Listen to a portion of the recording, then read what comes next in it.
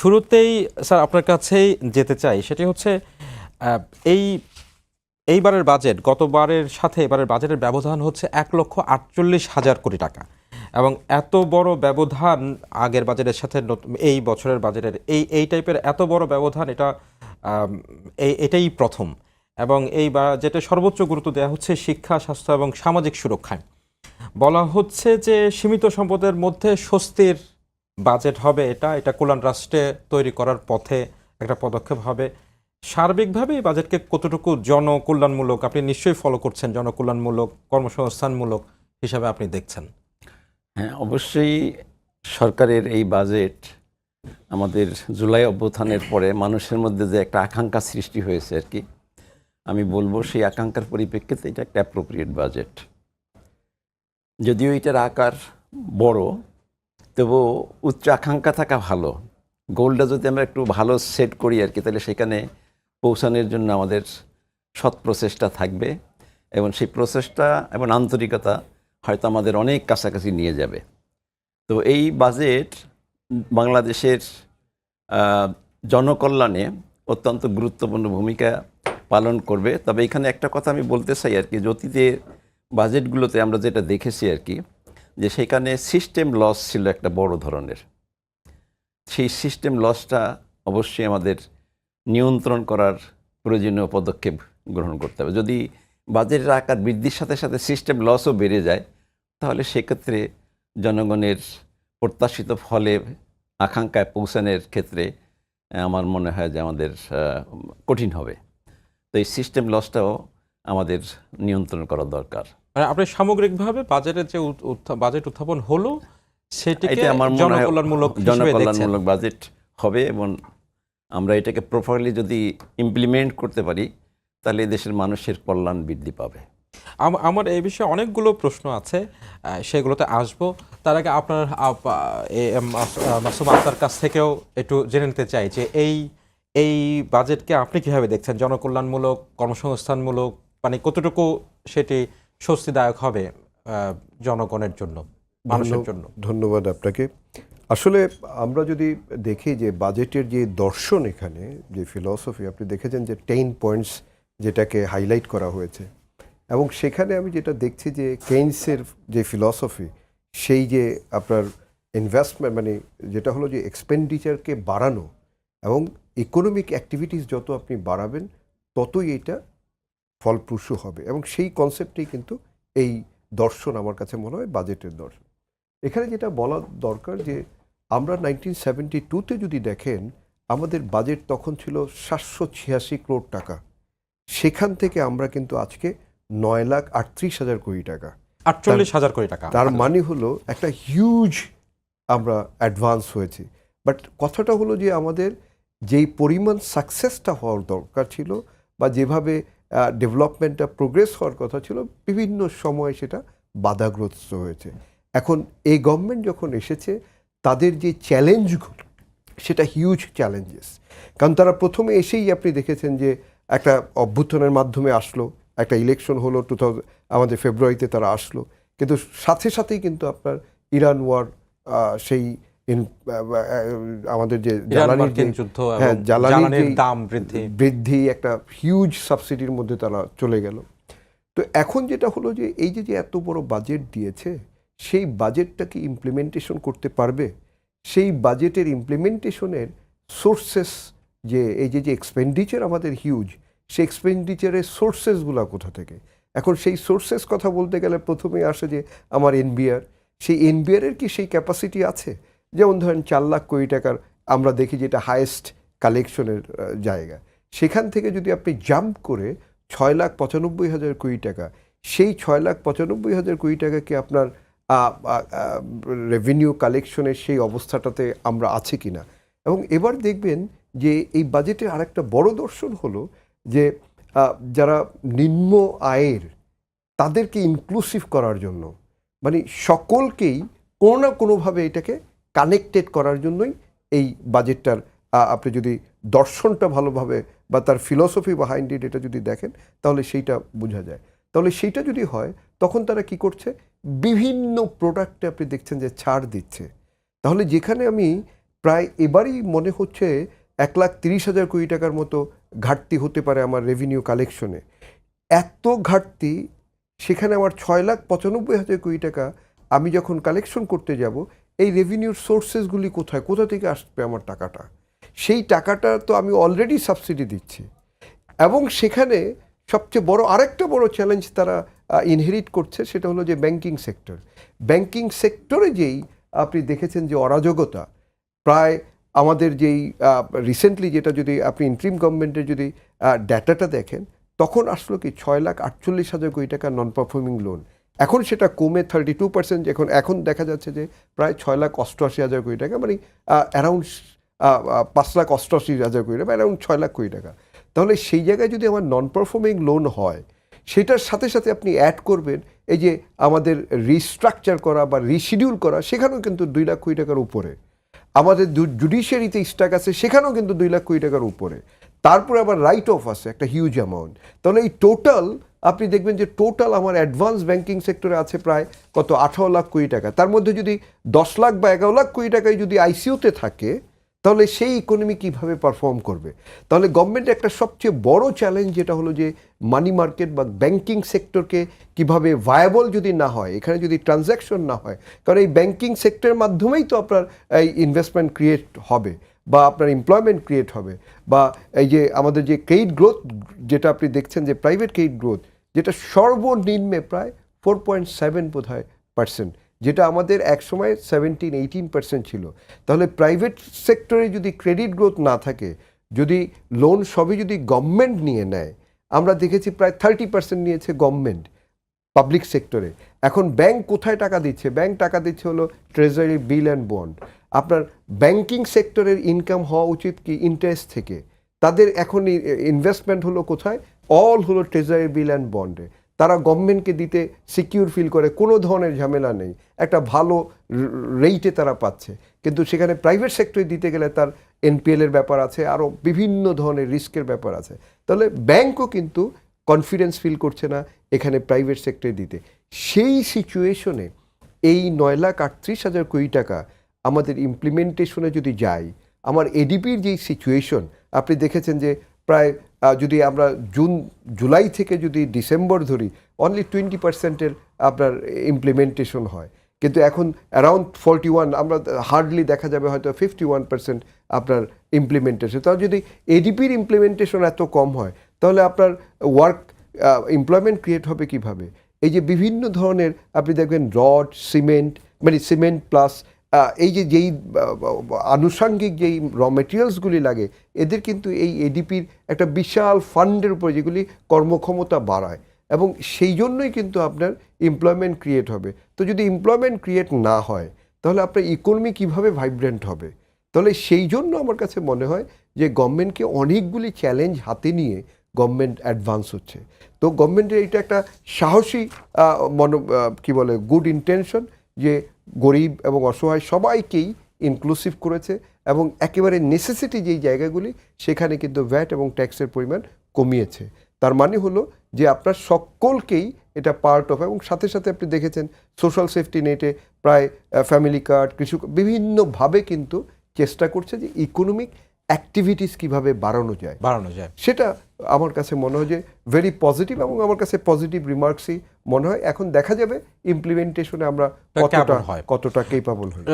Doctor Azizur Rahman, যেটা শামীম বলছিলেন যে এই দ্রব্যমূল্যের দাম কমানোর জন্য সরকারের চেষ্টা আছে, অনেক জায়গায় কর কমানো হয়েছে, বলা হচ্ছে নিত্যপণ্যের অনেক কিছুরই দাম কম থাকবে বা সহনীয় অবস্থায় থাকবে, কিন্তু সেই সাথে কিন্তু আবার মনে করা হচ্ছে যে একটা বড় ঘাটতি বাজেটের অবস্থাও তৈরি হবে। তো সেটি যখন ব্যাংকিং খাত থেকে এই টাকা যখন সরকারের কাছে যাবে, ব্যাংকিং খাত যখন বেসরকারি খাতে ইনভেস্টমেন্ট করতে পারবে না, তখন কর্মসংস্থান যদি সেই অর্থে না তৈরি হয়, যেটি সরকারেরও, এই বর্তমান সরকারেরও একটি গুরুত্বপূর্ণ নির্বাচনী ছিল যে তারা কর্মসংস্থান তৈরি করবে ব্যাপক হারে, সেটিও তো একটা স্থবিরতার মুখোমুখি পড়বে। মানে এটি কনফ্লিক্টিং সিচুয়েশনে যাচ্ছে কিনা, একদিকে কর কমানো, অন্যদিকে উচ্চ রাজস্ব আদায়ের লক্ষ্যমাত্রা ধার্য করা। Thank you. আসলে আমাদের যে ইকোনমিক যে কনস্ট্রেইন্ট আমাদের আছে, সেই কনস্ট্রেন্টগুলোকে চ্যালেঞ্জ হিসেবে সামনে রেখেই আমাদেরকে কাজ করতে হবে। যেমন আমাদের এই মুহূর্তে প্রাইভেট সেক্টরে উনি যেটা বললেন আর কি, আমি তার সাথে সম্পূর্ণ একমত যে প্রাইভেট সেক্টরের ইনভেস্টমেন্ট আমাদের বাড়ানোটা খুব চ্যালেঞ্জিং হয়ে গেছে, বাড়তেছে না, বলতে গেলে বাড়তেছে না প্রাইভেট সেক্টরের ইনভেস্টমেন্ট। তো এখন সেক্ষেত্রে মানে যে আমাদের লিকুইড অ্যাসেট যেটা থাকবে ব্যাংকের হাতে, প্রাইভেট সেক্টর যদি না নেয় আর কি, প্রাইভেট সেক্টর তখন নিবেও না যখন পর্যন্ত তারা একটা প্রোডাক্টিভ ইনভেস্টমেন্টে না যেতে পারবে, ততক্ষণ পর্যন্ত তারা ব্যাংকের লোন তারা নেবে না। এখন আমাদের অনেকগুলো ব্যাংকে দেখা যাচ্ছে যে লিকুইড আছে, অ্যাসেট আছে, তাদের লোন দেওয়ার মতো তাদের ইকোনমিক ক্যাপাবিলিটি আছে, কিন্তু প্রাইভেট সেক্টরের ইনভেস্টররা এগিয়ে আসছে না। তো সেক্ষেত্রে আমাদের একটা অত্যন্ত গুরুত্বপূর্ণ দায়িত্ব সরকারের, সেটা হলো যে আমাদের মূল লক্ষ্য কর্মসংস্থান বৃদ্ধি করা। এটা করতেই হবে আমাদের এই মুহূর্তে যে বেকারত্বের যে সংখ্যা আমাদের দেশে, এটা বলা যায় রেকর্ড পরিমাণ সংখ্যা। এখন এই বেকারত্ব আমাদেরকে অবশ্যই কমাতে হবে, সেটা কমানোর জন্য প্রাইভেট সেক্টরের ইনভেস্টমেন্ট আমাদেরকে বাড়াতে হবে। সেক্ষেত্রে গভর্নমেন্টকে অ্যাটেনশন দিতে হবে যে কীভাবে প্রাইভেট সেক্টরের ইনভেস্ট বাড়ানো যাবে। ঠিক একইভাবে এবার পাবলিক সেক্টরকেও গভর্নমেন্টের অ্যাক্সেলারেট করতে হবে, ত্বরান্বিত করতে হবে, এবং দুইটার সমন্বয়ে প্লাস আমাদেরকে ফরেন মার্কেটের দিকে, আমাদের কর্মসংস্থানের জন্য ফরেন মার্কেট, বিদেশি কর্মসংস্থানের দিকে আমাদের গুরুত্ব দিতে হবে। সেটা ট্রেনিং দিয়ে হোক বা বিভিন্ন পদক্ষেপ নিয়ে হোক, বা আমাদের মানে মিশনগুলো যে আমাদের অ্যাম্বাসিগুলো আছে সেইগুলোর মাধ্যমে কি করে আমরা বিদেশের মার্কেটে আমাদের মানে জব আমরা করতে পারি, সেই জিনিসগুলো সরকারের উদ্যোগ নিতে হবে। ইনভেস্টমেন্ট বাড়ানোর চেষ্টা নিতে হবে, প্রাইভেট সেক্টরে ইনভেস্ট বাড়াতে হবে। ঠিক একইভাবে আবার শুধু ইন্টারনাল ইকোনমির উপর নির্ভর করলে হবে না, আমাদের বাইরের ইকোনমির উপরে আমাদের পরিমাণটা আমাদের কর্মসংস্থানের জন্য আমাদের সেদিকে করতে হবে, দৃষ্টি দিতে হবে। কিন্তু তাহলে যেই লক্ষ্য আর গভর্নমেন্টের যে আপনি বলছেন যে আমাদের মানে ঘাটতির পরিমাণটা আর কি অনেক, যেটা উনি উল্লেখ করেছেন যে ঘাটতির পরিমাণটা অনেক আছে আমাদের, তো সেক্ষেত্রে গভর্নমেন্ট আমাদের ব্যাংক লোনের উপর বেশি নির্ভর করতেছে আর কি, আর বিকল্প তেমন কোনো সুযোগ নাই। কিন্তু একসময় দেখা গেছে যখন আমরা 71, 72 দিকে দেখছি আর কি, যে আমাদের যে বাজেটটা ছিল এটা mainly dependent on foreign aid. এটার প্রায় আপনার 75-80%ই আমরা ফরেন এইডের থেকে পাইতাম। এবার কিন্তু বলা হচ্ছে যে সেই ফরেন এইড আমরা সেই অর্থে তার উপর নির্ভর করতে পারবো না। না, আমরা সেই অর্থে নির্ভর করতে পারি, আমাদের এই ফরেন এইডের ফ্লোটা অনেক কমে গেছে। তো সেক্ষেত্রেও আমাদের একটু দৃষ্টি দিতে হবে ফরেন ইনভেস্টমেন্ট, এটাকে যদি আমরা আকর্ষণ করতে পারি আর কি। তো সেক্ষেত্রে ফরেন ইনভেস্টমেন্টের ক্ষেত্রে গুরুত্বপূর্ণ সেটা হলো যে তাদের কনফিডেন্স লেভেলটা, আমাদের অর্থনীতির যে কর্মকাণ্ড আছে সেটার কনফিডেন্স লেভেল কিন্তু অনেক কমে গেছিলো। এই যে বিগত সরকারের স্বৈর শাসনের আমলে কনফিডেন্স লেভেল ছিলই না বলতে গেলে, আইন শৃঙ্খলা পরিস্থিতি থেকে শুরু করে তাদের যে সুবিধাগুলো দরকার ইনভেস্টমেন্টের জন্য সেগুলো বলতে গেলে অলমোস্ট অ্যাবসেন্স ছিল। সেই জিনিসগুলোকে সরকারকে চাঙ্গা করতে হবে যে আমাদের শুধু আমাদের ইন্টারনাল ইনভেস্টমেন্ট না, আমাদের ফরেন ইনভেস্টমেন্টটা আকর্ষণ করার জন্য আমাদের গুরুত্ব দিতে হবে। তাহলে হয়তো আমরা আমাদের এই চ্যালেঞ্জ মোকাবেলার ক্ষেত্রে আমরা অনেক দূর অগ্রসর হতে পারবো। রাজস্ব খাতে যেটি বাড়ানোর লক্ষ্যমাত্রা, সেটি অ্যাচিভ করার সেই চ্যালেঞ্জটুকু কিভাবে দেখেন? হ্যাঁ, রাজস্ব খাতে ট্যাক্স কালেকশনের ক্ষেত্রে একটা হলো যে আমাদের কভারেজটা বাড়ানোর চেষ্টা করতে হবে। কিন্তু অনেক খাতেই কিন্তু কর কমানো হয়েছে। কভারেজ বলতে আমি এইটাই মিন করছি আর কি, যে অনেকের ট্যাক্সিং ক্যাপাসিটি আছে but they are not paying tax, বা তাদেরকে ট্যাক্সের আওতায় আনা যাচ্ছে না। তো সেই ক্ষেত্রে আমরা যদি কভারেজটা একটু করতে পারি, বাড়াইতে পারি। আর ট্যাক্স কালেকশনের ক্ষেত্রেও কিন্তু আমি একটা কথা বলি আর কি, এখানেও কিন্তু যথেষ্ট সিস্টেম লস, দুর্নীতি আছে কালেকশনের ক্ষেত্রে। এই দুর্নীতির জন্য একটা কি হচ্ছে যে গভর্নমেন্টের রেভিনিউটা কম আসতেছে, আবার কর ফাঁকির প্রবণতাটা মানুষের মধ্যে বেড়ে যাচ্ছে। তো এইটা যদি আমরা নিয়ন্ত্রণ করতে পারি আর কি করের ক্ষেত্রে, যে এই দুর্নীতিটা যদি নিয়ন্ত্রণ করা যায় আর কি, তাহলে আমার মনে হয় যে রেভিনিউ ওইখান থেকে বেরিয়ে আসবে, যেটা আছে প্রচলিত কর যেটা আছে সেখান থেকে বাড়বে। আর দ্বিতীয়ত হলো যদি আমরা কভারেজটা একটু বাড়াইতে পারি, তাহলে আমাদের রেভিনিউ কালেকশনের ক্ষেত্রে আমরা হয়তো আরও কিছু সফলতা দেখাতে পারবো। শামীম, মানে এই যে রাজস্ব খাতে এটা আদায়ের লক্ষ্যমাত্রা বেড়ে গেল, যেটা আপনি আপনার আলোচনায় বলছিলেন যে এটি কতটুকু বাস্তবিক, সেটি অর্জন করার ক্ষেত্রে সরকার কি পদক্ষেপ নিতে পারে বলে মনে করেন? কারণ অনেক ক্ষেত্রেই কিন্তু কর কমানো হয়েছে দ্রব্যমূল্যকে নিয়ন্ত্রণে রাখা বা স্বল্প মূল্যে রাখার উদ্দেশ্যে, কিন্তু এটি তো ইকোনমিক্স, তো আসলে এটি ভাইস ভার্সা চলতে থাকে। তো সেখানে কমলে তো এই খাতে হচ্ছে স্বাভাবিকভাবেই প্রেশার পড়বে, কিন্তু সেটি অর্জন করা কতটুকু সম্ভব? না, অবশ্যই। যেমন ধরেন, ওনারা যেহেতু ওনাদের আপনি দেখেছেন যে ইলেকশন ম্যানিফেস্টোতে তাদের যেই রূপরেখাটা ছিল, সেভাবেই কিন্তু তারা তাদের বাজেটের যেই 9,38,000 কোটি টাকা যেটা করেছে, সেই অবস্থা বিচার করেই। কিন্তু এখানে যেটা হয়েছে, আপনি দেখেন দুটো সিটি, ঢাকা এবং চিটাগাং, এই দুটো সিটি থেকেই 87 to 90% ট্যাক্স রেভিনিউ কালেকশন। তার মানে কি, আর যতগুলি সিটি ডিস্ট্রিক্ট আছে, তারা কি কেউ কোনো ব্যবসা করে না? তাহলে সবাই ব্যবসা করে, তাহলে সেই ব্যবসা আপনাকে তো তারা ট্যাক্স দিতে হবে, তাহলে সেই জায়গায় তো আপনাকে নেটটা বাড়াতে হবে। তাহলে নেটটা বাড়াতে হলে এই ডিস্ট্রিক্ট লেভেল, ইভেন ইউনিয়ন লেভেলে পর্যন্ত আপনাকে সেইটা করতে হবে, কিন্তু সেই জিনিসটা করা হচ্ছে না। এবং সেইটা যদি তারা করে, তাহলে কিন্তু আমাদের এই যে কত 7 লাখ কোটি টাকা, আমার কাছে মনে হয় না এটা খুব একটা বেশি। আমাদের এই 500, এখন তো জানেন যে $500 বিলিয়ন উপরে আমাদের ইকোনমি সাইজ হয়ে গিয়েছে। তাহলে সেই জায়গায় আপনার 7%-এর নিচে চলে আসে ট্যাক্স টু জিডিপি রেশিও। তাহলে আমাদের জন্য আমার যেটা মনে হয়, এটা নর্মালি আপনি দেখেন যে ইন্ডিয়া বা অন্যান্য জায়গায় স্ট্যান্ডার্ড যেটা 15% বা 20% আমাদের পাশে নেইবার কান্ট্রি, বাট একটু দূরে যদি যান 25, 27, 30% পর্যন্ত তাদের ট্যাক্স টু জিডিপি রেশিও। তাহলে আমরা এত খারাপ অবস্থায় কেন? এখন সেটার জন্য যেটা করতে হবে, ফিজিক্যাল ইন্টারভেনশনটা রাখা যাবে না। তাহলে ফিজিক্যাল ইন্টারভেনশনটা যদি আপনি না রাখেন, যেটা এবার শুরু করেছে, আপনি দেখেছেন যে ব্যক্তি করদাতা যারা, তাদেরকে এটা কমপ্লিটলি ডিজিটালাইজ করা হয়েছে। অনলি যদি তারা দেশের বাইরে যদি না থাকে, তার মানে হলো কি, তাহলে যখনই ফিজিক্যাল ইন্টারভেনশন না থাকবে, তাহলে কিন্তু ওই যে যেটা বলা হচ্ছিল যে ট্যাক্স ফাঁকি যেটা দেওয়া, যে এই করাপশনটা অনেকটা কমে যাবে। তারপরে আপনি নিজেরটা নিজেই আপনি দিতে পারছেন, এটা যদি করতে পারেন। আর টোটাল ডিজিটালাইজেশন যখন আপনি করে দিতে পারবেন, যেটা আমাদের কোম্পানিগুলি এইটাও এই 1-2 বছরের মধ্যে কমপ্লিট করে ফেলতে পারে। প্লাস আমাদের ভ্যাটের যেটা ধরেন আগে প্রতি মান্থলি সাবমিশনটা ছিল, এবার কিন্তু তারা ডিরেগুলেশন যেটা বলছে বারবার, সেটা কিন্তু কোয়ার্টার বেসিস। এটা আমার মনে হয় আরও 6 মান্থ পর পর করলেও এটা পারে। তার মানে হলো যে আপনাকে ট্যাক্স নেটটা বাড়াতে হবে। আমরা দেখবেন আপনার টোটাল যে ট্যাক্সের আমাদের ভ্যাটের মানে ইনডাইরেক্ট যেই ট্যাক্স, সেটা 67%, আর ডাইরেক্ট ট্যাক্স হলো কিন্তু অনলি 33%। তার মানে হলো আমাদের ইনডাইরেক্ট ট্যাক্সটা কিন্তু এই গরিব অসহায় সবার উপরে যা পড়ে, আর ডাইরেক্ট ট্যাক্সটা হলো যারা স্বাবলম্বী, সবাই কিন্তু সবাই দিতে পারে, দেওয়ার ক্ষমতা রয়েছে। রাইট। আপনি যদি ধরেন কথার কথা নোয়াখালী যান, বরিশাল যান, বিভিন্ন ডিস্ট্রিক্টে যান, ওখানে বড় বড় দোকান আছে না, বড় বড় শপিং মল আছে না, তো তাদের কি কোনো ট্যাক্স নাই? তাহলে যদি তাদের ট্যাক্স থাকে, তাহলে তো আর আমার 7 লাখ কোটি টাকার জন্য চিন্তা করতে হয় না, কারণ এটা তো আরও অনেক বেশি হওয়ার কথা। তার মানে হলো আমার এই ট্যাক্স সিস্টেমটাকে, যেটা বারবার যেটা আমরা বলছি বা সবসময় যেটা হচ্ছে, যে আপনার স্ট্রাকচারাল একটা চেঞ্জেস আনতে হবে।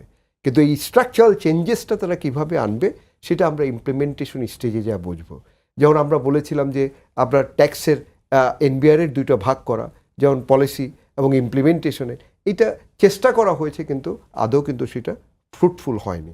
ডিজিটালাইজেশন করার কথা, যদি ডিজিটালাইজেশন হয়, যদি এই যে যেই জিনিসগুলি সামনে আছে, তারা যদি এটা প্রপারলি করে এবং একটা অ্যাকাউন্টেবিলিটির কালচার ক্রিয়েট করে, তাহলে কিন্তু আমাদের এই যে ট্যাক্স রিজিম নিয়ে যে ভয়টা, সেটা কিন্তু আর থাকে না।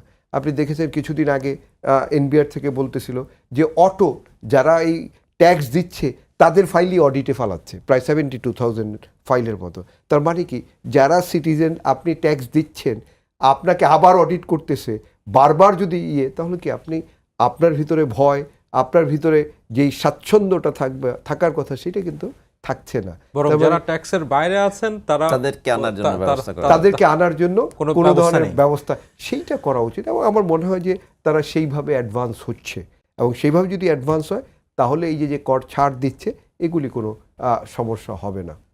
তার মানে হচ্ছে, যেই কর ছাড় দেওয়া হয়েছে রাজস্ব খাতে, যদি সেটি তুলে আনা যায়, সেটি বাস্তবিক, যদি ইমপ্লিমেন্টেশনটা সঠিকভাবে করা যায় তাহলে সেটি বাস্তবিকভাবেই মনে করছেন আপনারা দুইজনই। আমি একটু আলোচনা করতে চাই যে দক্ষ জনবল তৈরিতে গুরুত্ব দিয়ে শিক্ষা খাতে এবার সবচেয়ে বেশি বরাদ্দ দেওয়া হয়েছে এবং বলা হচ্ছে যে এটার কারিকুলাম অবকাঠামো সবকিছু মিলে এই খাতটা কে একটা ফলপ্রসূ দিকে নিয়ে যাওয়া হবে। এই যে সেটি করা হবে বলে আপনারা কিভাবে মনে করেন? কারণ আমরা দেখেছি বিগত সময় বারবার এটার কারিকুলামের পরিবর্তন করা হয়েছে, শিক্ষকদের প্রপার ট্রেনিং সিস্টেম নেই, ব্যবস্থা নেই, এবং মানসম্মত শিক্ষা ব্যবস্থাটা প্রণয়ন করা এবং এটাকে ইমপ্লিমেন্ট করার ক্ষেত্রেও হচ্ছে বিগত সরকারগুলো এবং বিগত সময়ে হচ্ছে আমরা সেরকম খুব সাকসেসফুল জায়গায় দেখতে পারিনি। তো যদি এবং কারিগরি শিক্ষার ক্ষেত্রে প্রযুক্তিগত যে ইন্টিগ্রেশন দরকার সেটির ক্ষেত্রেও এক ধরনের ঘাটতি রয়েছে। তো এই যে শিক্ষা খাতে বড় বরাদ্দ দেওয়া হলো সেটি আপনি অর্থনীতি কিভাবে করে ইম্প্যাক্ট ফেলবে বলে মনে করেন? একই সাথে এটি আসলে কতটুকু বাস্তবসম্মতভাবে হচ্ছে সরকার অ্যাপ্লাই করতে পারবে বলে মনে করেন? ধন্যবাদ। শিক্ষা খাতে আমি বলি আর কি, সবসময় আমি এই কথাটা বলি আর কি, অনেক দুর্নীতি আছে। মানে অন্যান্য খাতে সে দুই একবার শিক্ষা খাত আপনারা দেখছেনও পত্রপত্রিকায়, চ্যাম্পিয়ন হয়েছে দেশের মধ্যে, 2বার চ্যাম্পিয়ন হয়েছে। বিগত সরকারের সময় 2বার চ্যাম্পিয়ন হয়েছে। পরের বারে অবশ্য রেজাল্টটা শেষ পর্যন্ত পাবলিশ করতে পারে নাই, সেটাকে যে কোনোভাবে ধামাচাওয়া দেওয়া হয়েছে। আর আগেরটা তো পাবলিশ হয়েছে, আপনার পত্রপত্রিকা সব জায়গায় দেখছেন যে সমস্ত খাতগুলোর মধ্যে শিক্ষা খাত চ্যাম্পিয়ন হয়েছে দুর্নীতিতে। তো এই যে দুর্নীতি শিক্ষা খাতের, এইটা সর্বস্তরে আছে। আপনি একবার ধরতে পারেন যে প্রাইমারি শিক্ষা থেকে শুরু করে আমাদের একটা টার্সিয়ার লেভেল পর্যন্ত সব স্তরে এই দুর্নীতিটা আছে। এখন এই দুর্নীতিটা আমাদেরকে অবশ্যই বন্ধ করতে হবে, বন্ধ করার জন্য কার্যকরী উদ্যোগ গ্রহণ করতে হবে। সেটা যদি আমরা করতে পারি এবং যে কারিকুলাম যে করার জন্য মানে পরিমার্জিত করার জন্য যে উদ্যোগ নেওয়া হয়েছে, এটা ভালো উদ্যোগ। আমাদের জব মার্কেটের দিকে দৃষ্টি রেখে আমাদের মানে আভ্যন্তরীণ job market plus international job market, এই দুইটার দিকে দৃষ্টি রেখেই আমাদের কারিকুলাম প্রণয়ন করা দরকার। আমাদের মানে শিক্ষার্থীদেরকে সেইভাবে ট্রেন আপ করা দরকার, যাতে তারা ইসের থেকে বেরিয়ে শিক্ষা প্রতিষ্ঠান থেকে বের হয়ে তারা কোনো একটা কর্মের মধ্যে যাতে প্রবেশ করতে পারে, দেশের ভিতরে অথবা দেশের বাইরে। তো এটা অবশ্য ভালো উদ্যোগ, কিন্তু এটার অ্যাচিভমেন্ট নিয়ে আমাদের সবারই সন্দেহ আছে, ওই কারণে যে শিক্ষা খাতে প্রচণ্ড রকমের দুর্নীতি আছে। সেই দুর্নীতিগুলো যদি বন্ধ না করা যায় আর কি, তাহলে আমার মনে হয় না যে এটা আমরা খুব বেশি অ্যাচিভ করতে পারবো। যেমন ধরেন এখন সবাই আমরা জানি যে ক্লাসে পড়াশোনা নাই, বড় বড় স্কুলে ক্লাসে পড়াশোনা নাই, কোচিং সেন্টার। তার মানে কি? হোয়াট ডাজ ইট মিন? এটা দেশের জন্য খুবই ক্ষতিকর, কারণ সবার ছেলে তার কোচিং সেন্টারে যেতে পারে না। ফলে এটা রেজাল্টের উপর একটা মানে করতেছে, একটা নেগেটিভ ইম্প্যাক্ট ফেলতেছে সবসময় আর কি। তো এইরকম অনেক দুর্নীতি আছে। মানে বাণিজ্য কি বলে আপনার বদলি বাণিজ্য থেকে শুরু করে পদায়ন বাণিজ্য থেকে শুরু করে অনেক কিছু এখানে আছে। সেই জিনিসগুলো কার্যকরভাবে বন্ধ করার দরকার। বর্তমান শিক্ষামন্ত্রী, উনি শিক্ষা বান্ধব মন্ত্রী হিসেবে পরিচিত, আমি বলবো আর কি যে আমি ওনাকে পেয়েছি। আমি একসময় গভর্নমেন্ট সার্ভিসে ছিলাম, বিসিএস এডুকেশনে। তো আমি আশা করব আর কি যে ওনার মাধ্যমে হয়তো কিছু পজিটিভ রেজাল্ট আসবে, যেটা আমরা অচিরেই সবাই ফিল করতে পারবো যে শিক্ষা একটা পরিবর্তন আসতেছে। আরেকটি খাতে এবার সরকার বাজেটে গুরুত্ব দিয়েছে, সেটি হচ্ছে সামাজিক সুরক্ষা খাত। সামাজিক সুরক্ষা খাতে আপনি যে আলোচনা করছিলেন, সবচেয়ে এটি ইমপ্লিকেশনের সবচেয়ে বড় সংকটটা হচ্ছে যে সামাজিক পর্যায়ে আমাদের যে দুর্নীতি, রাজনৈতিক সদিচ্ছা, রাজনৈতিক প্রভাব, এগুলো কিন্তু খুব বড় ধরনের প্রভাব ফেলে। সেটি সামাজিক সুরক্ষায় এত গুরুত্ব দেওয়ার পরে সেটির ইমপ্লিকেশনটা কেমন হবে বলে আপনি মনে করেন? মানে সরকার সেক্ষেত্রে আমাদের একই চ্যালেঞ্জে তো মুখোমুখি হবে। আমাদের দক্ষতা বাড়াতে হবে। দক্ষতা বাড়ানোর অর্থ হলো, একটা হলো যে আমাদের কর্মক্ষমতা বাড়াতে হবে, আর একটা হলো যে আমাদের মধ্যে যে এইগুলো আছে আর কি, যে খারাপ প্রবণতাগুলো আছে, সেগুলোকে অবশ্যই নিয়ন্ত্রণ করতে হবে। না করতে পারলে এই সেফটি নেটের যে সরকার যেটা আশা করতেছে আর কি, তারা ব্যাপক কর্মসূচি গ্রহণ করেছে সোশ্যাল সেফটি নেটের জন্য, সেই রেজাল্টটা কিন্তু জনগণ পাবে না যদি এই দুর্নীতি কমানো না যায় আর আমাদের দক্ষতা, ম্যান পাওয়ারের দক্ষতা যদি বাড়ানো না যায়। আমি একটা ছোট্ট ঘটনা বলি আপনাকে। সেটা হলে কয়েকদিন আগে একজন হিন্দু মহিলা আমার বাড়ির পাশে, গ্রামের বাড়ির পাশে, তার মোবাইল ফোনে ভাতা, বৃদ্ধ ভাতা আসছে। এখন সবার মোবাইলে আসছে, তারটা খুঁজে পাচ্ছে না। সে দিশে না পেয়ে আমাকে ফোন করছে, দাদা সবাই টাকা পাইছে, আমি টাকা পাইতেছি না, কারণ আমার টাকাটা কোথায় গেল? তারপর সবাই পাইলে তো আপনিও পাওয়ার কথা, এখানে কোথায় যাবে? আর তো যাওয়ার তো আর কোনো সুযোগ নাই। সবাই যখন পাইছে তখন আপনার তো পাওয়ার কথা, কেন পাচ্ছেন না? পরে যাই হোক এটা খোঁজ নিয়ে দেখা গেল যে ওই টাকাটা আর একজন তুলে নিয়ে গেছে।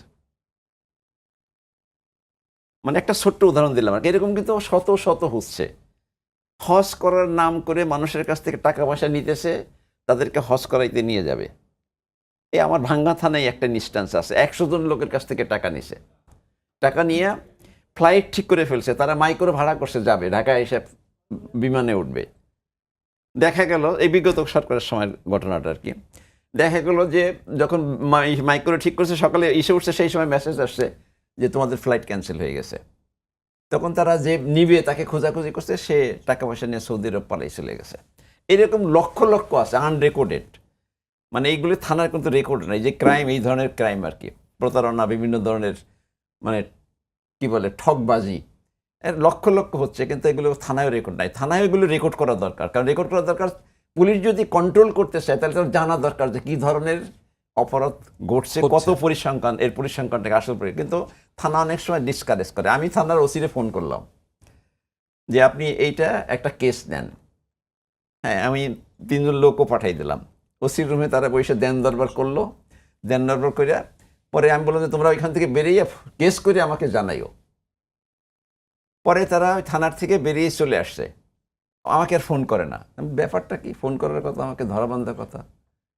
আমি ফোন দিছি, বলে যে ওসি সাহেব মানে বললো যে কেস দিবেন, যে নিয়ে গেছে সে তো আপনাদেরই লোক, আবার আপনাদের লোকরা এটা তদবির করবে। হ্যাঁ, ওটা ভাইবে চিন্তে দেখেন আপনারা কেস করবেন কিনা। যাই হোক, ওসি ইনডাইরেক্টলি তাদেরকে না করার জন্য উৎসাহিত করছে, যার জন্য তারা কেসও করে নেই। এরকম আনরেকর্ডেড লক্ষ লক্ষ ক্রাইম হচ্ছে। আপনি দেখতে পারেন এখন ঢাকা শহরে কিন্তু ক্রাইম বেড়ে গেছে। ঢাকা শহরে সারা বাংলাদেশে ক্রাইম বেড়ে গেছে, ছিনতাই থেকে শুরু করে হাইজ্যাক থেকে শুরু করে অনেক বেড়ে গেছে। তো এই যে জিনিসগুলো হচ্ছে আর কি, এগুলো আমাদের যদি যে গভর্নমেন্টের যে দক্ষতা, যাদের এইটা নিয়ে কাজ করা দরকার, পুলিশ বাহিনী বলেন বা আমাদের বিভিন্ন যে বাহিনী আছে, তাদের এই দক্ষতাটাকে বাড়াইতে হবে। তাদের মধ্যে যে দুর্নীতি আছে সেই দুর্নীতিটাকে দূর করতে হবে। আর আরেকটা জিনিস যেটা মাননীয় প্রধানমন্ত্রী বলেছেন যে দেশ আগে, আমাদের মধ্যে শিক্ষা খাতে, আমাদের শিক্ষার মধ্যে মানুষের মধ্যে দেশপ্রেম এবং মানবিকতা ঢোকানোর জন্য কিছু ব্যবস্থা নিতে হবে। আমাদের এখন ক্লাস সিস্টেমে, আমি তো ইউনিভার্সিটিতে পড়াই, তো আমার মনে হয় যে খুব কম টিচারই আছে যারা ওই যে ইয়েগুলো আছে, সোশ্যাল যে জিনিসগুলো আছে আর কি, যে তাকে একটু করতে হবে, মোটিভেট করতে হবে পড়াশোনার জন্য, তার মানবিক গুণাবলীগুলোকে একটু রেজ করার জন্য চেষ্টা করতে হবে। আমি সবসময় বলি আমার স্টুডেন্টদেরকে, কিন্তু আমার স্টুডেন্ট মাঝে মাঝে বলে, স্যার আপনি এইসব কথা বলেন, অন্য কোনো রিসার্চার তো সাধারণত বলে না। হ্যাঁ, না বলবে, তোমাদের দরকার এটা। তো এই জিনিসগুলো আমাদের শিক্ষার মাধ্যমে আমাদের মানে জনশক্তিকে একটা ক্যাপিটালে পরিণত করার ক্ষেত্রে গুরুত্বপূর্ণ ভূমিকা পালন করবে, যদি আমরা শিক্ষাটাকে সঠিক পথে আমরা পরিচালিত করতে পারি। যে উদ্যোগগুলো সরকার নিছে, আনডাউটেডলি এটা অত্যন্ত গুরুত্বপূর্ণ উদ্যোগ, মূল্যবান উদ্যোগ, কিন্তু সেটাকে ইমপ্লিমেন্ট আমরা কতটা করতে পারবো, দ্যাট ইজ কোশ্চেনেবল। সেইটা যাতে না হয়, ইমপ্লিমেন্ট যাতে হয় আর কি, অন্তত আমরা 100% না পারি, অন্তত 80% যাতে পারি আর কি, সেটা যদি আমরা করতে পারি তাহলে ইনশাল্লাহ আমরা এগিয়ে যাব, এই দেশ এগিয়ে যাবে। জি জি, ধন্যবাদ। যেই প্রশ্নটি আমি স্যার করছিলাম যে এই সামাজিক সুরক্ষা খাতকে সরকার যে সর্বোচ্চ গুরুত্বের জায়গায় রাখলো, শিক্ষা, সামাজিক সুরক্ষা খাত, সামাজিক সুরক্ষা খাতে একই প্রশ্ন যে এই সামাজিক সুরক্ষাকে যদি ইমপ্লিমেন্ট করতে হয় সমাজের মধ্যে, তাহলে সমাজের মধ্যে ন্যায় বিচার এবং এখানে যে রাজনৈতিক প্রভাব দেখা যায়, দুর্নীতি দেখা যায়, সেগুলোকে দূর করতে হবে। এই মানে সেটি কিভাবে দেখছেন? এটি কি সরকারের কাছে একটা বড় চ্যালেঞ্জ হিসাবে সামনে উপস্থিত হবে কিনা? কারণ এই খাতে সরকারের অনেকগুলো প্রজেক্ট নতুন করে নেওয়া হয়েছে, আপনার ফ্যামিলি কার্ড থেকে শুরু করে অনেকগুলো প্রজেক্ট নেওয়া হয়েছে, সেগুলো বাস্তবায়নের ক্ষেত্রটা কি আপনার কাছে বড় একটা চ্যালেঞ্জ এই সরকারের জন্য বলে মনে হয় কিনা? আসলে আমাদের করাপশনটা এমন লেভেলে চলে গেছে যে কোনো ইনস্টিটিউশন বা কোনো ইন্ডিভিজুয়াল ডিরেক্টলি হোক ইনডাইরেক্টলি হোক সিস্টেমের কারণে হোক যেভাবে হোক করাপশনের সাথে ইনভলভ। এখন এটা কিভাবে ধরেন যে কোনো ইকোসিস্টেমটাই যদি করাপ্ট হয়ে যায় আপনি কি করবেন ওখানে? আপনি তো জাস্ট পার্ট অফ। তাহলে আপনাকে যেটা করতে হবে ইকোসিস্টেমটাকে রেকটিফাইয়ের জায়গায় যেতে হবে। এখন এই যে পুরো টোটাল সোশ্যাল যে আমাদের যে কোহেরেন্ট একটার মধ্যেই তো ধরেন যেই ধরেন পুলিশিং যেই সিস্টেম, পুলিশের যেই মোরাল ভ্যালুস থাকার কথা সেটা তাদের ভিতরে নাই। যারা সমাজের যে নেতৃত্ব যারা দিবে তাদের ভিতরে যে মোরাল ভ্যালুস থাকার কথা সেটা নাই। এখন যে এত বড় একটা প্রজেক্ট গভর্নমেন্ট হাতে নিয়েছে এবং রাইটলি যে ন্যায্য পাওয়ার সে পাচ্ছে কিনা, একটু আগেই যে উনি মেনশন করলো যে সার্টেন পার্সন যার পাওয়ার কথা পায়নি, এটা টাইম টু টাইম কিন্তু আপনাকে ফিল্টারিং করতে হবে, টাইম টু টাইম স্ক্রুটিনি করতে হবে, টাইম টু টাইম আপনাকে ডাটাবেসটাকে ডেভেলপ করতে হবে। কারণ ওই একবার আপনি কথার কথা ডাটা নিয়েছেন XYZ এর এবং ওই XYZ এর কাছে আপনি পাঠাচ্ছেন, কিন্তু ওই XYZ যে ওই লিডারের Corrupted হয়ে যায়নি। হ্যাঁ কারোর মাধ্যমে দেওয়া হয়েছে কিনা সেটা, তাহলে এটা করতে হবে আপনাকে রেগুলার বেসিস আপনাকে স্ক্রুটিনি করতে হবে এবং এখানে একটা ডাটাবেস ডেভেলপ করতে হবে। এবং যেই ডাটাবেসটা ধরেন এমন হতে পারে যে একটা সিঙ্গেল উইন্ডো, সেই সিঙ্গেল উইন্ডোর মধ্যেই ওই ফুল ফ্যামিলির ডাটাটা থাকবে।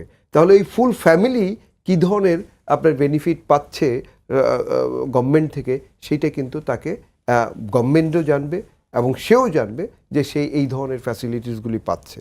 তাহলে সেইভাবে আমাদের ডাটাবেসটা ডেভেলপ করতে হবে এবং টাইম টু টাইম এটাকে আপনার রেগুলার বেসিস ফিল্টারিং স্ক্রুটিনি করতে হবে। এবং সেটার সাথে আপনার যেটা এডুকেশনের কথাটা আপনি বললেন সেটা একেবারে অতপ্রতভাবে জড়িত। কারণ হলো আমাদের যদি আপনি দেখেন অনেক ধরনের ইনফ্রাস্ট্রাকচার হয়েছে, আপনি যদি গ্রামেও যান বিভিন্ন দেখবেন যে ভালো বিল্ডিং হয়েছে কিন্তু বিল্ডিংয়ের ভিতরে ভালো টিচার নাই বা স্টুডেন্ট নাই। ধরেন পুরো বিশাল একটা বিল্ডিং কিন্তু ওখানে 10 জন স্টুডেন্ট, টিচার 12 জন বা 15 জন টিচার। তার মানে কি হচ্ছে যে শিক্ষক যেই তার দায়িত্ব যেটার জন্য সে স্যালারি নিচ্ছে সেটা সে ফুলফিল করছে না। তাহলে এখানে যেটা করতে হবে এই যে যারা টিচার এখানে আছে সকলকে আপনার অ্যাকাউন্টেবিলিটির মধ্যে আনতে হবে। উনি যেমন মেনশন করলো যে উনি যেহেতু গভর্নমেন্ট থেকে একটা হিউজ স্যালারি নিচ্ছে সে কেন আবার কোচিং সেন্টার করবে এবং কোচিং সেন্টারে কেন আলাদা অ্যাডভান্টেজ দিবে। তাহলে সেই জায়গায় এই যে আমাদের প্রাইমারি স্কুল এবং হাই স্কুল এখানে শুধু বিল্ডিং ইনফ্রাস্ট্রাকচার ডেভেলপমেন্ট না, এই ইকোসিস্টেমটা আপনাকে ডেভেলপ করতে হবে, ইনশিওর করতে হবে যে ইচ অ্যান্ড এভরি ইন্ডিভিজুয়াল যারা স্টুডেন্ট সকলেই সার্ভিস পাচ্ছে। এবং এইটার সাথে সাথে আপনার আমাদের সোসাইটিতে যেভাবে ধরেন প্রতি বছর এমপ্লয়মেন্ট প্রায় কত 23 লাখের মতো আমাদের মার্কেটে আসে, তাহলে 23 লাখ কিন্তু আপনি যদি প্রপারলি দেখেন 35 বা 40 হাজার প্রপার জব আছে মার্কেটে, প্রপার জব 40 হাজার প্রপার 23 জব নেই। লাখের এগেইনস্টে কি পরিমাণ জব তৈরি হচ্ছে? প্রপার কোনো তো আপনি দেখবেন যে রেগুলার বেসিস আমরা দেখছি যে ম্যানুফ্যাকচারিং বেস যে কোম্পানিগুলি সেগুলি বন্ধ হয়ে যাচ্ছে। এখন কারণটা কি? কারণ হলো আমার ব্যাংকিং সেক্টরে আপনি দেখেছেন যে একটা লুটতরাজ হয়েছে এবং সেখানে লিকুইডিটি ক্রাইসিস, যে জন্য এই ম্যানুফ্যাকচারিং যে সাপোর্টটা দরকার সেই সাপোর্টটা না।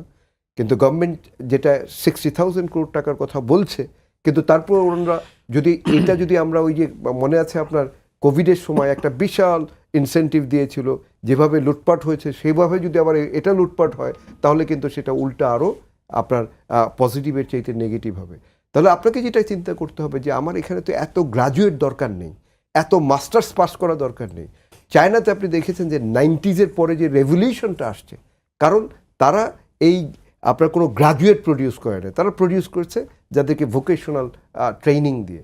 তাহলে আমার যে স্কুলে আপনি দেখবেন যে মানি ম্যানেজমেন্ট বলতে কোনো কিছু শেখায় না। আমার ধরেন 7-8 পরেই তো বা ক্লাস 10 পরেই তো আপনি স্পেসিফিকলি কে কী হবে একটা ট্রেনিং সেইভাবে ভোকে বলার, কারণ আমার তো মাস্টার্স পাস করা সব দরকার নেই সোসাইটি। দেশের বাইরে কিন্তু এডুকেশন সিস্টেমটা এমন, আমি বেশ কিছুদিন দেশের বাইরে ছিলাম, যে ক্লাস 9-10 ইয়ার 9 ইয়ার 10 এর মধ্যেই ছাত্রীরা ডিসাইড করে ফেলে যে তারা আসলে ভবিষ্যতে কোথায় কি যাবে, করবে। কি করবে, রাইট? তো সেই জায়গাটা আমাদেরকে হাত দিতে হবে এবং সেটা আমার মনে হয় যে রাইটলি এই গভর্নমেন্ট হয়তো বা, যার জন্য আপনি দেখেছেন যে জিডিপির 2%, এটা কিন্তু আগে আরো অনেক কম ছিল, অনেক কম ছিল, কিন্তু জি। বাংলাদেশে কিন্তু জিডিপির 2%, কিন্তু বাইরে যদি আপনি দেখেন একটা ডেভেলপড কান্ট্রিতে 8%ও বহু জায়গায় আছে। জি। তাহলে জিডিপির 8% যেখানে, তার মানে কি আপনি সিঙ্গাপুর বা হংকং আজকে এত ডেভেলপড কেন? অনলি বিকজ তারা ইনভেস্ট করেছে ম্যান পাওয়ারে, ম্যানপাওয়ার এবং শিক্ষা খাতে। আপনি ব্রিটেনের ইকোনমির এত বড় ইকোনমিরও প্রায় 5%, 4.5% হচ্ছে শিক্ষা খাতে তারা ইনভেস্ট করে, Right. এবং সেটা তাদেরকে রিটার্নও করে। সেই জন্য তো সুইজারল্যান্ড আজকে, Singapore, Hong Kong, these are the example. তাদের কাছে ন্যাচারাল রিসোর্সেস কি আছে? অনলি তো তারা ইনভেস্ট করেছে এডুকেশন, হেলথ, বা এই যে ম্যান পাওয়ারকে কীভাবে এফিশিয়েন্ট করা যায়, তাদেরকে অ্যাসেটকে কীভাবে রূপান্তর করা যায় লাইবিলিটি থেকে। আমরা কি হচ্ছে, আমাদের ডেমোগ্রাফিক যে বেনিফিটটা নেওয়ার কথা সেটা তো আমরা নিতে পারছি না। তাহলে সেই জন্য আমার কাছে মনে হয় গভর্নমেন্ট রাইটলি পজিটিভ স্টেপ নিয়েছে, কিন্তু সেইটাকে যেটা করতে হবে ইমপ্লিমেন্টেশনটা করতে হবে। আমরা যদি দেখি এই যে আপনার হেলথে প্রায় 1%-এর নিচে 0.67% বোধ হয় জিডিপির আপনার অ্যালোকেশন আছে, সেটাও খরচ করতে পারে না। এই যে 2% নিয়েছে সেটাও খরচ করতে পারবে না। এডিপিতে যে আমাদের 3 লাখ কোটি টাকার যে অ্যালোকেশন দেওয়া আছে, প্রতি বছরই তার শেষ দিকে এসে তাড়াহুড়ো করে এর বাস্তবায়ন তাহলে করার চেষ্টা করা হয়। 80%ও আপনার বাজেটের আমরা অ্যালোকেশন যেটা থাকে সেটা আমরা এক্সিকিউট মে করতে পারি জুন না। মাস, তার মানে মে কি? জুন মাস। তাহলে তো আর এই হরি লুটতরাজ যদি অ্যাট দি এন্ড ওই যে 2 মাস যেটা বললেন যে মে অ্যান্ড জুন, সেই সময় কিভাবে এটাকে আপনার টাকাটা দেখাতে খরচ করা যাবে, ডিসবার্স দেখানো দেখানো খালি, তাহলে তো আর হবে না। একই প্রশ্ন আমার দুজনের কাছে। এই সরকারের, এই বিএনপি সরকার, প্রধানমন্ত্রী তারেক রহমানের নেতৃত্বে এই সরকার রাষ্ট্রের পরিচালনার দায়িত্বে আসার পর থেকে সরকারের যেই কার্যক্রম আমরা দেখছি, অর্থনৈতিক কার্যক্রম, এই বাজেটের আগেও সেই কার্যক্রম, বিশেষ করে প্রধানমন্ত্রী কেন্দ্রিক তার ক্যাবিনেটের যে কার্যক্রম, সেটি আসলে কি ইন্ডিকেশন দিচ্ছে যে মানে এটি আসলে বাজেট বাস্তবায়নের ক্ষেত্রে এর আগে তারা গত 100 দিনের মধ্যে বিভিন্ন নির্বাচনী যেই তাদের ইশতেহার যা ছিল তা বাস্তবায়ন করার জন্য তাদের যে চেষ্টা, সরকারের যে চেষ্টা, সেই চেষ্টা দেখে কি আমরা আশান্বিত হওয়ার সুযোগ রয়েছে কিনা যে আমরা এই বাজেটটি বাস্তবায়নের ক্ষেত্রে এক ধরনের পজিটিভ ওয়েতে দেখতে পারি? এরকম কি দেখেন কিনা? আমার কাছে যেটা মনে হয়, গুড ইন্টেনশন ইজ দেয়ার, কিন্তু চ্যালেঞ্জেস এত বেশি, সেটা ওভারকাম করাটা এই গভর্নমেন্টের ব্যাপার, মানে পক্ষে কতটা সম্ভব এটা সময় বলে দিবে। সবচেয়ে বড় দুটো চ্যালেঞ্জ আপনি দেখেন, একটা হলো ব্যাংকিং সেক্টর। আপনি জানেন যে আমাদের investment driven by banking sector, যেটা যেহেতু ক্যাপিটাল মার্কেট একেবারে অচল অবস্থায়, তার মানে হলো যে কোনো হেলদি ইকোনমির ইনভেস্টমেন্টের 75-80% আসে হলো ক্যাপিটাল মার্কেট থেকে, লং টার্ম ইনভেস্টমেন্ট, আর ব্যাংকিং সেক্টর থেকে অনলি 20-25% ওয়ার্কিং ক্যাপিটাল দেয়। কিন্তু বাংলাদেশে কি সবই হলো ব্যাংকিং সেক্টর, এবং সবই হলো ঢাকা আর চিটাগাং বেস। একেবারে 80%-এর উপরে আপনার ঢাকা আর চিটাগাং পুরো দেশ থেকে কালেকশন করবে, ঢাকা চিটাগাং ইনভেস্ট করবে। তাহলে তো আর আপনি একটা ইকোনমি এইভাবে ভাইব্রেন্ট হবে না। তাহলে যেটা করতে হবে আপনাকে, টোটাল ইকোনমিটাকে আপনাকে একটা প্রপার ইকোসিস্টেম ডেভেলপ করতে হবে। সেখানে আপনার money market, capital market, insurance sector, leasing, এবং এখানে যারা রেগুলেটর, ক্যাপিটাল মার্কেটের রেগুলেটর বাংলাদেশ ব্যাংকের, এবং আরেকটা দেখা যাচ্ছে যে এফআইডি, যেটা পাবলিক ব্যাংকগুলিকে করে, ফাইন্যান্স মিনিস্ট্রিকে ওভারঅল যে ক্যাপিটাল মার্কেটে কী কী ইনসেন্টিভ দরকার সেগুলি তাদেরকে প্রপারলি আইডেন্টিফাই করতে হবে। মানি মার্কেটে যারা যেভাবে লুটতরাজ করেছে সেখানে অ্যাকাউন্টেবিলিটি আনতে হবে, এবং আমাদের যে আইনগুলি ধরেন আপনার অনেক পুরনো এবং যেখানে অনেকগুলি ড্রাফট এবং অ্যামেন্ডমেন্ট করার কথা, সেই অ্যামেন্ডমেন্টগুলি করা, এবং সেখানে মেক শিওর করতে হবে যে অ্যাকাউন্টেবিলিটি ইজ দেয়ার। কারণ আপনি দেখেন এই যে পাবলিক ব্যাংকগুলিতে যারা বোর্ডে আসে, প্রায় 9টা পাবলিক ব্যাংক, এবং আপনি জানেন যে লাখ লাখ কোটি টাকা সেখান থেকে হচ্ছে, তা যারা বোর্ডে আসছে তাদের কোনো অ্যাকাউন্টেবিলিটি নেই, কারণ তারা ইমিউন। তাহলে আপনি লোন দিচ্ছেন, আপনি বোর্ডে থেকে, অথচ আপনার কোনো অ্যাকাউন্টেবিলিটি নেই, তাহলে তারা এই সমাজ অ্যাডভান্স হতে পারবে না। ব্যবহার কিন্তু আমরা বিগত সরকারগুলোর সময় দেখেছি, রাইট? এই তাহলে কিন্তু আপনি অ্যাডভান্স হতে পারবে না। তাহলে আপনাকে এমন একটা সমাজ তৈরি করতে হবে যে সমাজে একটা ইকোসিস্টেম থাকবে প্রপার, কারণ প্রতিটা মানুষই হলো বাই বর্ন গ্রিডি। তাহলে আপনাকে যখন এই সিস্টেম আপনাকে যদি বাধা দেয়, তাহলে কিন্তু আপনি কিছু করতে পারবেন না। তাহলে এরকম একটা সিস্টেম ডেভেলপ করতে হবে যেখানে প্রপার একটা ইকোসিস্টেম, এবং সেখানে একটা রুলস বেস এবং কেউ যদি কোনো অপরাধ করে তাহলে সেটা তার অ্যাকাউন্টেবিলিটির মধ্যে সে আসবে। এটা প্রত্যেকটা সেক্টরেই যদি এটা আপনি মেকশিওর করতে পারেন, অনলি দেন এটা অ্যাডভান্স হতে পারবে। কারণ ওনারা যেই চ্যালেঞ্জেসগুলি নিয়েছে, এটা আগে মানে আগের যে গভর্নমেন্ট যারা ছিল তাদের খাতে কিন্তু এত বড় বড় চ্যালেঞ্জে আসে নাই। তার ব্যাংকিং সেক্টর করাপ্ট, তার সমস্ত ইনস্টিটিউশনগুলি একেবারে মানে কি বলে ভঙ্গুর ভঙ্গুর অবস্থায় অবস্থায় আছে। এই সরকার সেই পেয়েছে। জায়গায় এসে তাকে এগুলিকে রেকটিফাই করতে হবে, তাহলে সেটা তো অনেক বড় চ্যালেঞ্জ। সেই জায়গায় তো তাকে হাত দিতে হবে আমার মনে হয় খুব স্ট্রং এবং হার্শ ভাবে। জি স্যার, আপনি যদি কিছু যুক্ত করতে চান এই বিষয়ে। সরকারের সদিচ্ছার অভাব আছে বলে আমি মনে করি না, তাদের যথেষ্ট সদিচ্ছা আছে। কিন্তু ওই যে উনি যে কথাটা বললেন যে অনেক চ্যালেঞ্জেস আছে আর কি, সেই চ্যালেঞ্জেসগুলো তাদেরকে অত্যন্ত দক্ষতার সাথে মোকাবেলা করতে হবে, সাহসিকতার সাথে মোকাবেলা করতে হবে। ব্যাংকিং সেক্টরে যে একটা ইনস্টাবিলিটি, ম্যাক্রো ইকোনমিক ইনস্টাবিলিটি, এটাকে তো অবশ্যই মানে প্রথমে স্টেবল অবস্থার মধ্যে নিয়ে আসতে হবে, না হলে তো কোনো কিছু কাজ করবে না। ব্যাংকিং সেক্টর যদি আনস্টেবল থাকে, যদি ম্যাক্রো ইকোনমিক ইনস্টাবিলিটি যদি না আসে আর কি, স্টাবিলিটি যদি না আসে, তাহলে কখনো এই সিস্টেমটা কাজ করবে না। সুতরাং আমাদের ইকোনমিকে একটা স্থিতিশীলতার মধ্যে নিয়ে আসতে হবে অবশ্যই, এবং সেক্ষেত্রে সরকারকে এই দুর্নীতি দমন করার জন্য অত্যন্ত কঠোর অবস্থানে থাকতে হবে এবং ব্যবস্থা নিতে হবে। তাহলে ভবিষ্যৎ দুর্নীতি কমে যাবে। ব্যাংক ডিফল্টাররা যারা মানে হাজার হাজার কোটি টাকা এখান থেকে নিয়ে গেছে, তারা যদি মাপ পেয়ে যায়, আমরা কিন্তু বহু বছর পরে আবার নতুন করে হাজার হাজার তারা সৃষ্টি হয়ে যাবে। আমরা কিন্তু স্যার মনে হয় বহু বছর পরে কোনো একটা বাজেট দেখলাম যেখানে কালো টাকাকে সাদা করার উপায় রাখা হয়নি। নর্মালি এর আগে আমরা বাজেটগুলো দেখেছি কালো টাকাকে সাদা করার কোনো না কোনো একটা ইনসেন্টিভের ব্যবস্থা রাখা হয়। এইবার কিন্তু আমরা সেটি দেখতে পেলাম না বাজেটের মধ্যে। সেটি কি আপনি মনে করেন যে এটি একটি নৈতিক জায়গা, কিন্তু এর আগের সরকারগুলো এর আগের বাজেট উত্থাপনের সময় বলা হচ্ছিল যে এই টাকাকে তো মার্কেটে নিয়ে আসতে হবে, সেটি একটি রিজন হিসেবে দেখানো হতো যে কালো টাকা সাদা করা বিভিন্ন আসলে এই বিষয়টি একটু মানে আমি বলবো এটা দুইটা দিকই আছে। যে আপনি কালো টাকা বলে আপনি তাকে রেখে দিলেন, সেই টাকাটা কিন্তু গায়েব হয়ে যাচ্ছে না, নিঃশেষ হয়ে যাচ্ছে না, সেটা কিন্তু অর্থনীতিতে ব্ল্যাক মার্কেটে কাজ করতেছে সেটা। সুতরাং সেই দিক থেকে সেটা ক্ষতিকর, কারণ হলো কি ব্ল্যাক মার্কেটে এক্সপান্ডেড হয়ে গেল।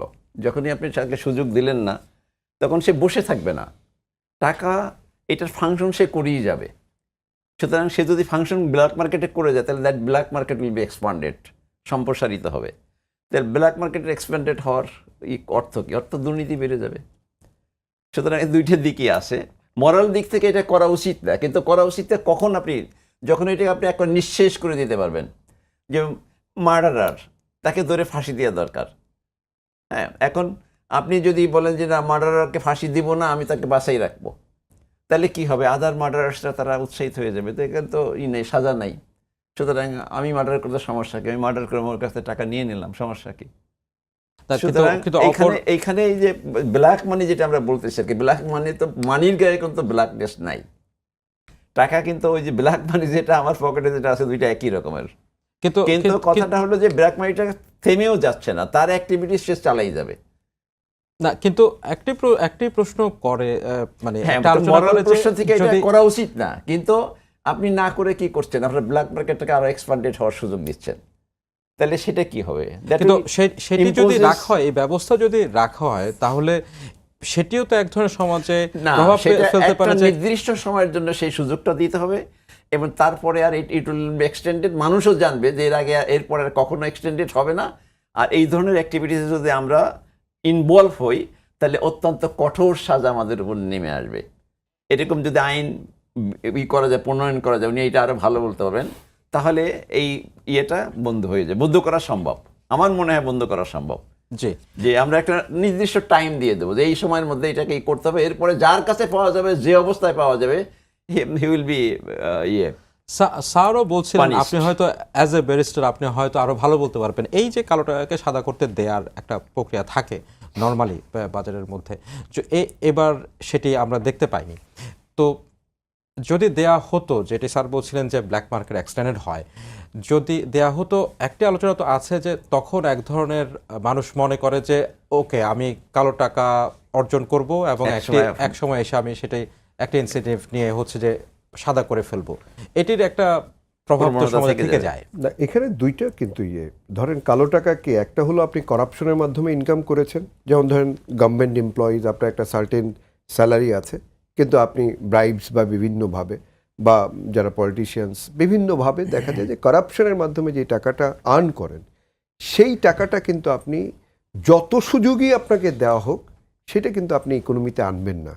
কেন আনবেন না? কারণ আপনি কিন্তু অ্যাকাউন্টেবিলিটির মধ্যে টুডে অর টুমোরো, আপনি দেখেছেন এর আগে অনেকবার সুযোগ দেওয়া হয়েছে, কিন্তু টোটাল বোধহয় এই পর্যন্ত যত কালো টাকা সাদা হয়েছে সেটা 11 বা 14,000 কোটি টাকার বেশি না।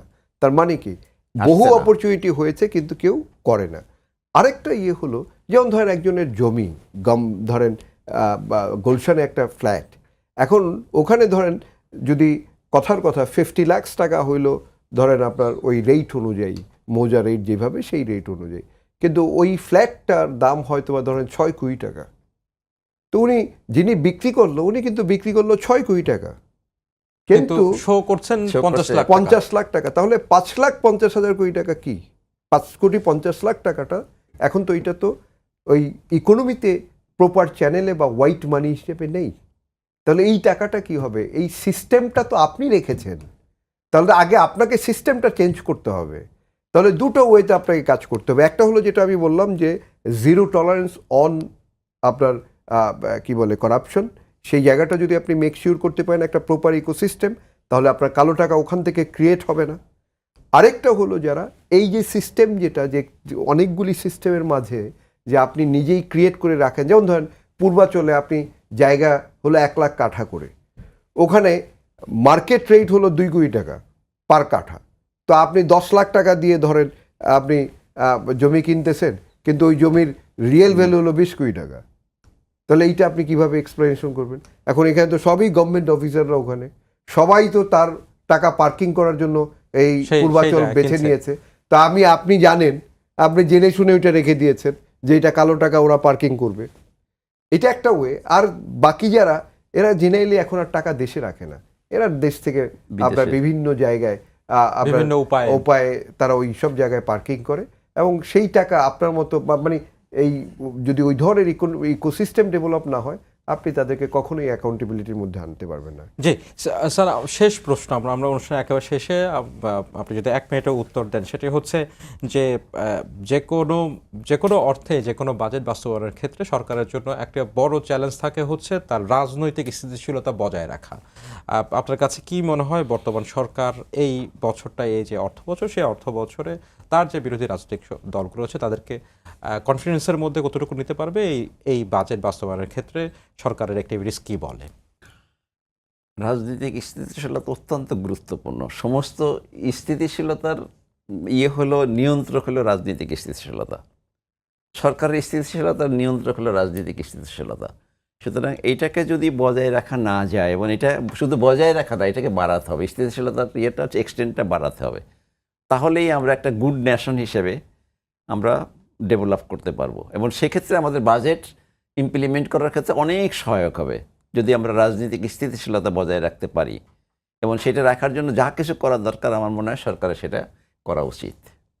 জি, একই প্রশ্ন আকাশ আপনার কাছেও। আপনি যদি বলেন যে সরকারের সামনে বাজেট বাস্তবায়ন করা যেরকম একটি চ্যালেঞ্জ, একই সাথে সাথে সেই চ্যালেঞ্জ মোকাবেলা করার জন্য অন্যতম একটা গুরুত্বপূর্ণ শর্ত হচ্ছে রাজনৈতিক স্থিতিশীলতা দেশের মধ্যে থাকা। এটি বৈদেশিক ইনভেস্টমেন্ট, দেশের বাইরের যেই থেকে যে টাকা আসবে, বা এখানকার লোকাল যে ইনভেস্টররা আছেন, ব্যবসায়ীরা আছেন, তাদের ইনভেস্টমেন্টের ক্ষেত্রে আমরা অনেক ক্ষেত্রে শুনি যে অনেক ব্যবসায়ী টাকা নিয়ে বসে আছেন কিন্তু ইনভেস্ট করতে পারছেন না, কারণ তারা এক ধরনের, এটি গত অন্তর্বর্তী সরকারের সময় আরও বেশি মাত্রায় ছিল। আওয়ামী লীগ এর আগের যে স্বৈরাচারী শাসন ব্যবস্থা ছিল 17 বছর, সেই সময় আরও বেশি ছিল।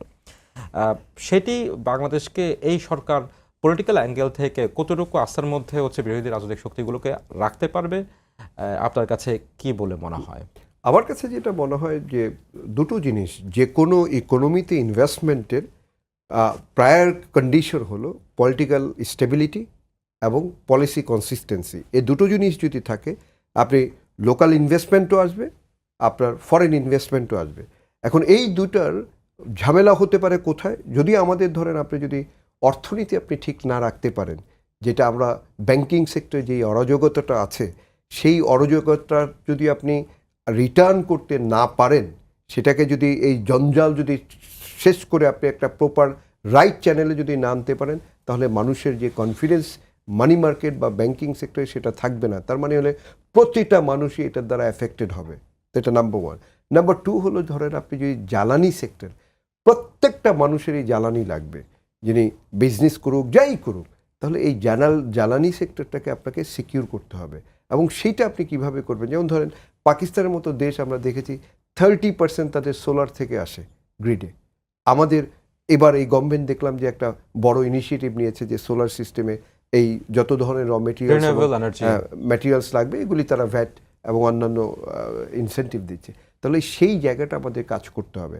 তার মানে হলো দুটো জিনিস আমরা যদি মেকশিওর করতে পারি, একটা হলো আপনার জ্বালানি, আরেকটা হলো যদি আমাদের ব্যাংকিং মানে অর্থনীতির জায়গাটা যদি প্রপারলি কাজ করে, আর এটার সাথে সাথে যেটা রাখতে হয় ইনফ্লেশন। আপনার শরীরের যেমন ডায়াবেটিস যেরকম সমস্ত রোগের সেটা হলো আমাদের ইকোনমির হলো ইনফ্লেশন। তাহলে এই ইনফ্লেশনকে আপনাকে কন্ট্রোল করতে হবে। আপনি যদি শুধু মানি ইনজেক্ট করতে থাকেন আর সেটা যদি প্রপারলি ইকোসিস্টেম Utilize না না হয়। হয় বা ইউটিলাইজ না হয়, তাহলে তো আপনার এই অর্থনীতি আজকে 1000 টাকার ভ্যালু, কালকে হয়তো বা সেটা হয়ে যাবে 100 টাকা, কিন্তু সাধারণ জনগণ জি। সেটার বেনিফিটটা পাবে না। সেই জন্য আমার কাছে মনে হয় এই কিছু জিনিস যদি ভালোভাবে রাইটলি দেখে, জি। তাহলে তারা প্রপারলি বাজেট ইমপ্লিমেন্টেশন করতে পারবে। এবং সেখানে সবচেয়ে বড় যে চ্যালেঞ্জ, যেটা তাদের ডিফিসিট প্রায় 2,43,000 কোটি টাকা, যেটা ব্যাংকিং সেক্টর থেকে নিবে এবং ফরেন সোর্সেস থেকে নিবে, সেই টাকাটাও যে আসবে সেটার জন্য তার এই ইকোসিস্টেম লাগবে, আদারওয়াইজ এটা সম্ভব না। জি, ধন্যবাদ আপনাদের দুজনকে আমাদের সাথে যুক্ত হওয়ার জন্য, অংশ নেওয়ার